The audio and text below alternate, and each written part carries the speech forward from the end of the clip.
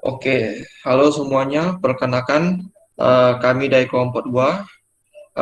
Kelompok 2 ini terdiri dari Kak Ahmad, Kak Nicholson, saya sebagai Handika Kaselo, kemudian ada Nanda Fadila, ada Azara, kemudian ada Pera.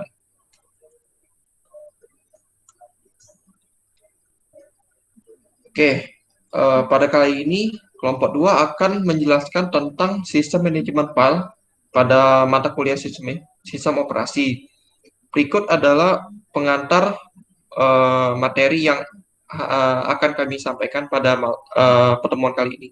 Adapun materi sebagai berikut: pengertian dan manfaat, fungsi dan sasaran, arsitektur, tipe dan sifat, struktur dan atribut, dan cara memanajemen file tersebut secara efektif.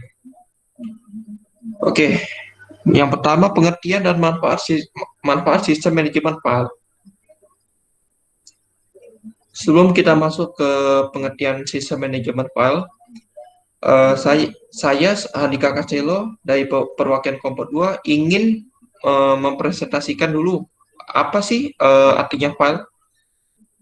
Di sini dikatakan file itu berisi penjelasan kumpulan berbagai informasi yang berhubungan dan juga tersimpan di dalam penyimpanan kedua. Secara konsep, file memiliki beberapa tipe. Tipe tersebut ada numbering, ada berhubungan angka, misalnya 1, 2, dan seterusnya. Kemudian karakter bisa seperti nama, kelas, mahasiswa, dan lain-lain. Dan binary ini biasanya disangkut pautkan dengan angka 0 dan angka 1. Kemudian menurut Hendra Yudi, file adalah data-data yang tersimpan dalam media yang mempunyai informasi besar, file, tanggal dan jam, kemudian penyimpanan file, nama, dan ciri-cirinya.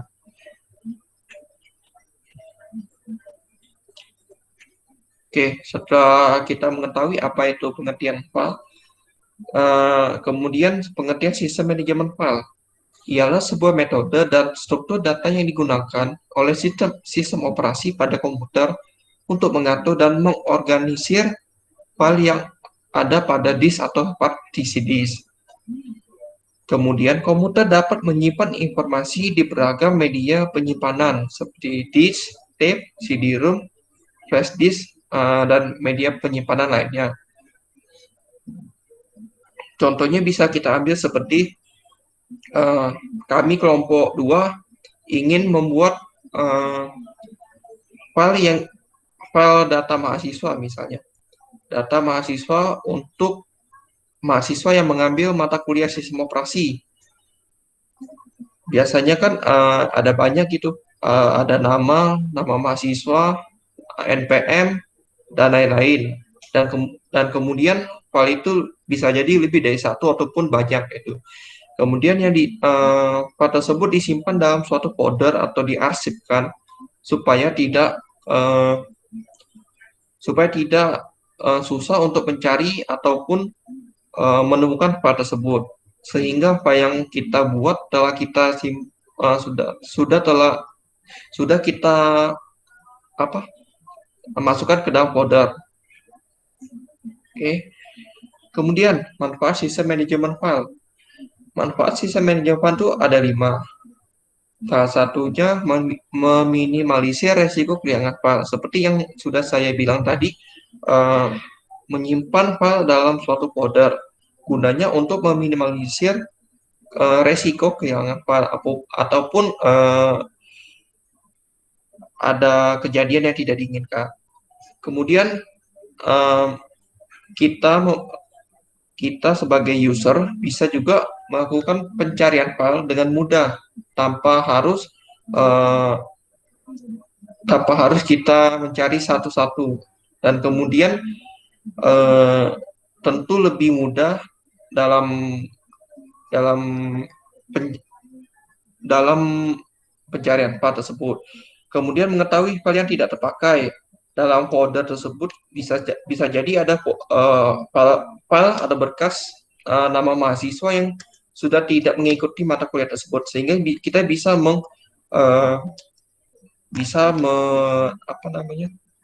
membuang atau mendelete berkas tersebut karena sudah tidak dipakai lagi.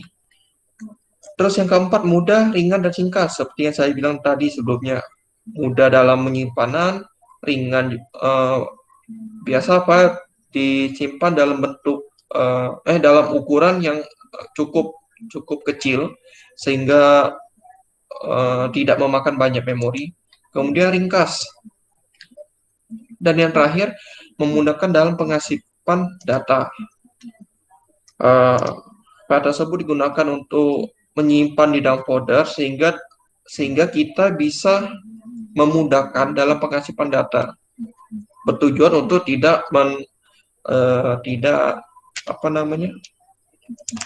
takutnya kita tertukar file atau folder yang ingin kita cari.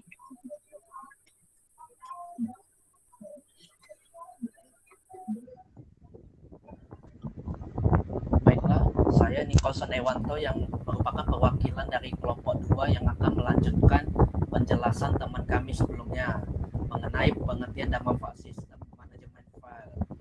Di sini saya akan membahas fungsi dan sasaran dari sistem manajemen file itu sendiri.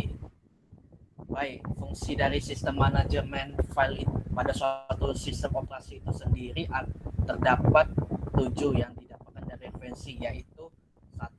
Memudahkan cara kerja atau mekanisme pemakaian file secara bersama, yang dimana dengan adanya sistem manajemen file itu sendiri, maka pengguna sistem dapat menyesuaikan dan memanajemen data-data yang dimiliki sehingga dapat diakses dan dipahami oleh pengguna sistem lainnya. Yang kedua, memudahkan menciptakan, modifikasi dan penghapusan file, yang dimana dengan adanya sistem manajemen file itu sendiri, maka pengguna sistem dapat menentukan dan mengelompokkan data yang ingin dibuat maupun dihapus atau dimodifikasi. Yang ketiga, memudahkan dalam melakukan backup dan recovery untuk mencegah kehilangan file karena korup atau yang lainnya. Yang dimana dengan adanya sistem manajemen file ini sendiri, maka data atau file yang tersimpan dan sudah dikelompokkan akan memudahkan pengguna sistem yang ingin melakukan backup secara berkala atau secara periodik, secara menyeluruh terhadap data yang disimpan. Yang keempat, penghancuran file, yang dimana dengan adanya sistem manajemen file ini sendiri akan membuat pengguna sistem dapat memilih dan mengelompokkan file yang akan dihapus atau dihancurkan oleh pengguna sistem itu sendiri. Yang kelima, pemakai dapat mengacu file dengan nama simbolik atau symbolic name, bukan menggunakan penamaan yang mengacu pada perangkat fisik, yang dimana dengan adanya sistem manajemen file, pengguna sistem dapat melakukan penamaan data atau file yang dimiliki sesuai dengan keinginan pengguna. Dan jika ada data atau file yang sama, maka dapat dikombinasikan dengan numerik. Yang keenam, agar pada lingkungan sensitif, informasi bisa tersimpan dengan aman dan rahasia, yang dimana dengan adanya sistem manajemen file ini sendiri, data atau file yang sudah dikelompokkan dapat tersimpan dengan aman dan rapi di disk komputer itu sendiri. Yang ketujuh, sistem file harus menyediakan yang interface-nya user friendly, yang dimana sistem manajemen file itu sendiri harus memiliki tampilan yang user friendly atau mudah digunakan oleh pengguna sistem untuk mengelompokkan file atau data yang dimiliki di suatu sistem operasi. Baik, next.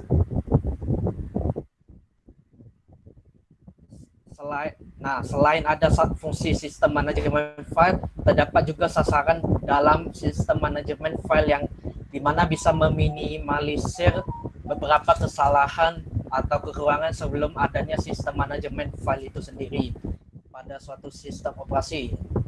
Di sini sasaran sistem manajemen file terdapat 6 sasaran yang harus dicapai dalam sistem manajemen file itu sendiri, yaitu satu, untuk memenuhi kebutuhan dari manajemen data bagi user atau operator komputer, yang dimana dalam penggunaan komputer dapat memenuhi atau mempermudah dalam memanajemen data yang komputernya dipakai secara bersamaan. Yang kedua, memastikan data yang di dalam file adalah benar atau valid, yang dimana dalam mengelompokkan atau ingin mengakses file yang diinginkan dengan adanya sistem manajemen file ini dapat memastikan data yang diakses atau dikelompokkan adalah data yang dimaksud untuk dikelompokkan itu. Yang ketiga, memberikan dukungan berupa masukan atau input dan keluaran atau output berbagai tipe perangkat penyimpanan, yang dimana dengan adanya sistem manajemen file dapat memberikan kemudahan pengguna sistem yang komputernya dipakai secara bersamaan. Contohnya seperti flash disk yang sebagai media penyimpanan file yang dapat digunakan di berbagai sistem operasi seperti Mac, Windows, atau yang dan lain-lain. Yang keempat, meminimalisir atau bahkan menghilangkan potensi kehilangan data atau upaya perusakan data, yang dimana dengan adanya sistem manajemen file ini dapat mengatasi potensi kehilangan file yang tidak ditata atau dikelompokkan dengan sistem manajemen file itu sendiri, karena pengguna sistem sendiri dapat terjadi kehilangan file baik dicuri maupun secara tidak sengaja terhapus oleh pengguna sistem itu sendiri. Yang kelima, menyediakan sekumpulan rutin antarmuka masukan atau input atau keluaran atau output, yang dimana sistem manajemen file sendiri menyediakan interface yang mudah digunakan dalam memindahkan dan mengelompokkan file yang berbeda-beda pada suatu sistem operasi itu sendiri.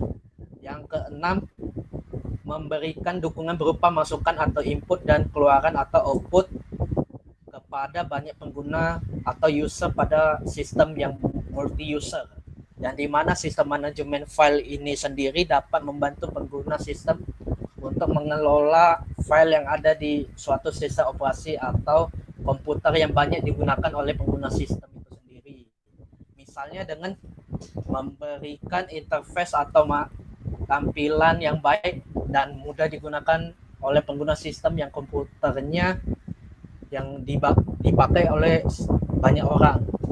Next. Baik, arsitektur sistem manajemen file. Yang pertama, sistem akses, yaitu merupakan segala sesuatu yang berhubungan dengan cara sebuah data yang disimpan pada file dapat diakses. Yang kedua, manajemen file merupakan segala hal yang berkaitan dengan penyediaan mekanisme operasi pada file, misalnya penyimpanan, pengacuan, pemakaian bersama, dan pengamanan. Yang ketiga, manajemen ruang penyimpanan merupakan alokasi ruang untuk penyimpanan file tersebut pada perangkat penyimpanan. Yang keempat, integritas file, yang merupakan jaminan informasi pada file yang tidak terkorupsi atau corrupt file. Baik, sekian penjelasan dari saya. Selanjutnya penjelasan mengenai tipe dan sifat yang akan dilanjutkan oleh teman kami, yaitu Nanda. Silakan Nanda.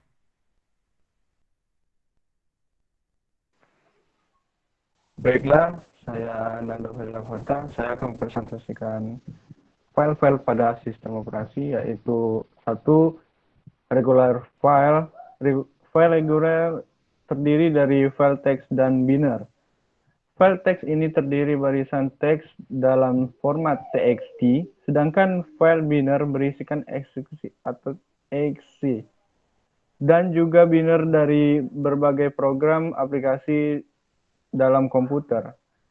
File binary terbentuk exe hanya diketahui oleh sistem operasi, sedangkan binary hasil program aplikasi hanya diketahui oleh program aplikasi yang menggunakan file tersebut. Yang kedua, directory file. File directory adalah file yang dimiliki oleh operation system sebuah komputer. File ini berisi semua informasi terkait daftar file yang berada di dalam folder atau directory. Dalam sistem operasi diwakili sebagai file. File di directory berisi data tentang file lain di directory tersebut. Directory bersama nama file, jenis file, alamat di disk di mana file itu disimpan, dan ukuran file yang saat ini berada. Directory juga berisi informasi tentang pelindungan file, dan mungkin juga berisi informasi tentang ketika file diciptakan dan terakhir dimodifikasi file tersebut. Struktur internal dari file directory dapat dibentuk dengan berbagai cara. Namun setelah itu sudah diatur, itu harus mampu mendukung operasi umum yang dilakukan file directory. Misalnya, penggunaan harus dapat membuat daftar semua file di dalam direktor. Operasi umum lainnya adalah membuat, menghapus, dan mengubah file dalam sebuah direktori. Selanjutnya, direktori biasanya dicari untuk melihat apakah sebuah file tertentu dalam direktor. Isu penting lainnya ketika datang ke manajemen direktor lainnya berkebutuhan untuk melihat hubungan antara direktor, seperti dibahas di bagian berikutnya. Yang ketiga, special file. File spesial adalah nama logika perangkat masukan, input atau keluaran output, yang ditanggap sebagai file. File spesial terbagi menjadi dua, yaitu file spesial karakter. File spesial karakter terhubung dengan perangkat input atau output. Aliran karakter file ini memodelkan perangkat input atau output seperti terminal, printer, port jaringan, modem, dan alat-alat yang bukan penyimpan sekunder. Yang kedua, file spesial block. File spesial block terhubung dengan perangkat masukan atau input atau output sebagai kumpulan blok-blok data atau berorientasi blok. Next.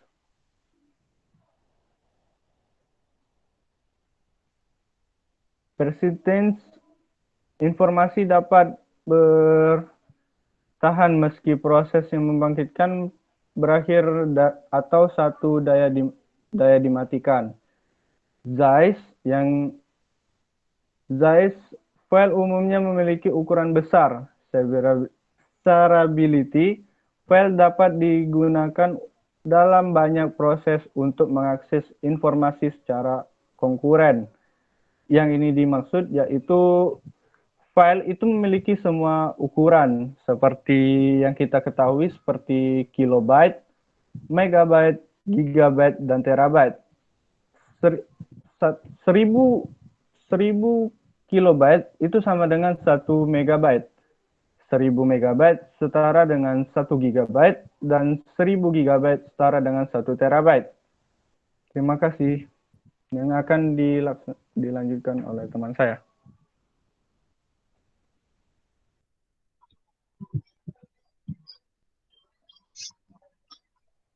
Baiklah, saya Feren akan menjelaskan tentang struktur dan atribut file. Struktur file pada sistem operasi ada 3. Yang pertama, urutan byte yang tidak struktur. Artinya sistem operasi tidak tahu apa yang ada di dalamnya. Yang kedua, file dibentuk dari suatu urutan record dengan panjang yang sama dan struktur internal yang ada di dalamnya. Yang ketiga, file dibentuk dari suatu struktur organisasi tree record di mana ukuran record tidak harus sama.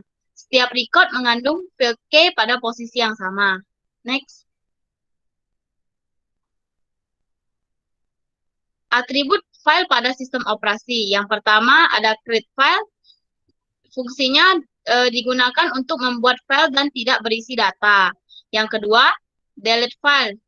digunakan untuk menghapus file karena tidak diperlukan lagi dan bertujuan untuk memperbesar ruang disk. Yang ketiga ada open untuk membuka file.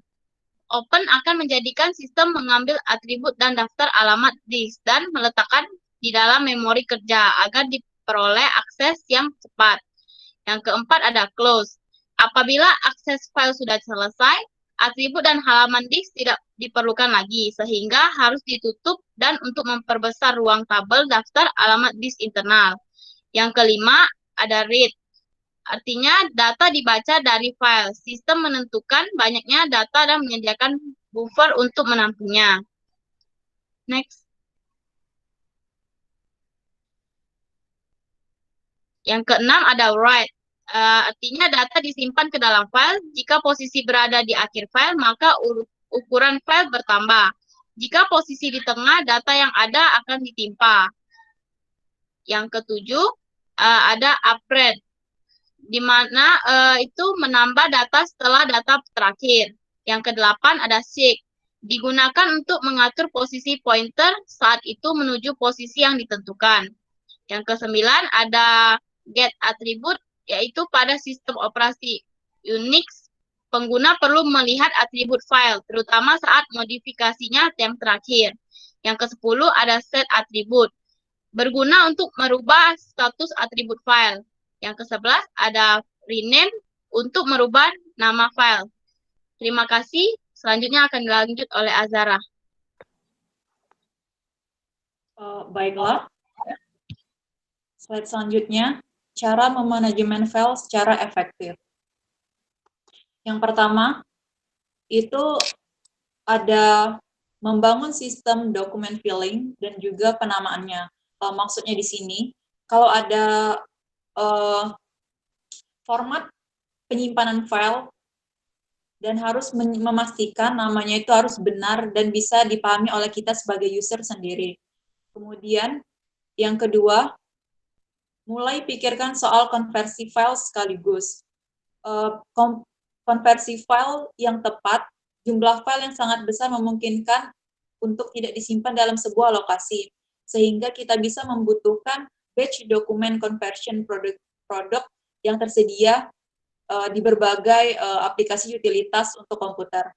Selanjutnya yang tiga, berhenti menggunakan konverter gratisan, di mana di sini kan kita mahasiswa sering sekali menggunakan konverter gratisan ya, langsung online, langsung bisa kita dapatkan tanpa perlu mendownload, menginstal aplikasi itu sendiri. Sebaiknya ini sedikit dikurangi agar tidak terjadi hal-hal yang tidak diinginkan, seperti yang pertama itu security. Ketika menggunakan fitur gratisan, biasanya security-nya itu tidak benar-benar memprotek file kita. Kemudian ada keterbatasan, biasanya keterbatasan size atau beberapa keterbatasan yang tidak kita bisa akses melalui konverter gratisan tersebut. Biasanya juga kalau kita pakai konverter gratisan itu ada watermark tersendiri dalam konverter itu, sehingga file kita itu menjadi tidak original punya kita. Selanjutnya, menguasai Windows Explorer. Menguasai Windows Explorer ini sangat penting, karena banyak orang yang hanya mengetahui Windows Explorer tanpa menguasai navigasinya. Selanjutnya, simpan data di lokasi yang sama. Ini sangat penting karena pengertian manajemen file itu sendiri adalah mengklasifikasikan dan menempatkan file yang baik dan benar, di mana kita untuk memanajemen file secara efektif itu dengan menerapkannya untuk memfolder spesifik lagi file-file yang kita punya, sehingga kita mudah menemukan file yang kita inginkan. Selanjutnya, menggunakan shortcut. Menggunakan fitur shortcut untuk mengakses folder yang paling sering dikunjungi, sehingga kita tidak perlu membuka partisi, kemudian folder lagi untuk mengakses file yang kita sering akses. Dan juga ini mengurangi resiko duplikasi penyimpanan file. Selanjutnya ada share dokumen. Share dokumen ini sejenis Dropbox, Google Drive, OneDrive, dan sejenisnya yang akan memudahkan siapapun untuk menyimpan dan mengupload atau mengupdate file dimanapun dan kapanpun kita berada, tanpa harus pergi ke kantor misalnya untuk menyimpan file atau mengupload file. Kemudian, baiklah itu yang terakhir, Next. Di sini ada berbagai sumber-sumber yang kami gunakan untuk melengkapi materi kelompok kami. Yang pertama itu ada materi pertemuan 2324 sistem operasi, kami ambil dari Sponden Symfony. Kemudian ada berbagai web yang kami kunjungi untuk mendapatkan referensi. Baiklah, sepertinya hanya itu yang bisa kelompok kami sampaikan. Lebih dan kurangnya kami mohon maaf, dan jika teman-teman mempunyai referensi lain atau mungkin tambahan materi untuk kedepannya pembelajaran kita lebih baik lagi, kami harapkan sekali partisipasinya. Terima kasih teman-teman, semoga materinya bermanfaat.